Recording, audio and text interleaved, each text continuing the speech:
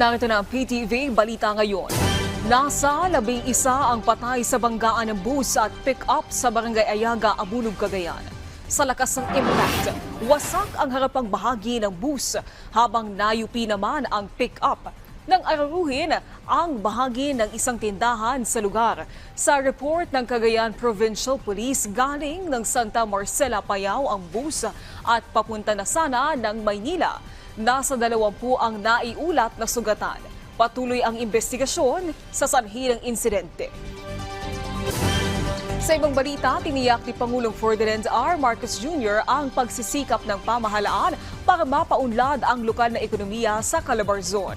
Ayon sa Pangulo, kabuang 10 bilyong piso ang inilaan ng gobyerno para sa Philippine Rural Development Plan sa Region 4A. Patunay dito ang pagkakaloob ng 10 bilyong piso sa rehiyon sa ilalim ng Philippine Rural Development Plan.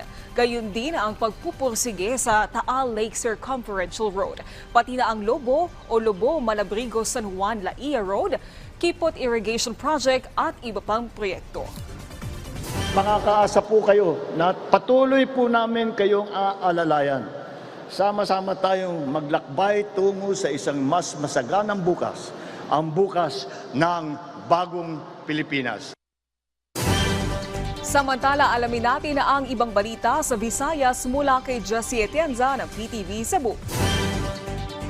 Daghang salamat og maayong adlaw. Formal lang gisugdan ang nagkadaiyang mga sporting events sa Palarong Pambansa 2024. Ana sa kapin 20 ka mga regular sports ang formal nang gisugdan ang kompetisyon karong adlaw sama sa basketball, football, swimming, arnis ug uban pa.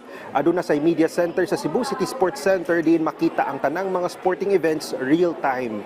Nakaandam na sab ang mga medical team aron sa pagsiguro nga makaresponde kung adunay kakulian nga masinati ang mga atleta.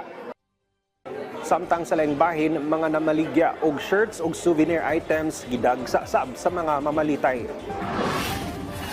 Di lang mga playing venues ang gidagsa sa mga delegado apan lakip na ang mga palitanan og t-shirts ug souvenir items. Sa presyo nga 200 pesos, makapalit na og t-shirt na adunay imprenta sa Palarong Pambansa. Makapalit sab og mga souvenir items sama sa gitara, ukulele, key holders ug uban pa sa barato nga presyo.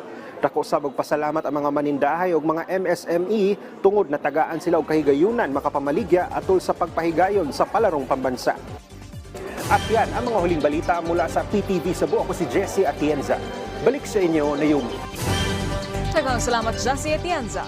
At yan ang mga balita sa oras na ito. Para sa iba pang update, i-follow at i-like kami sa aming social media sites at PTV PH.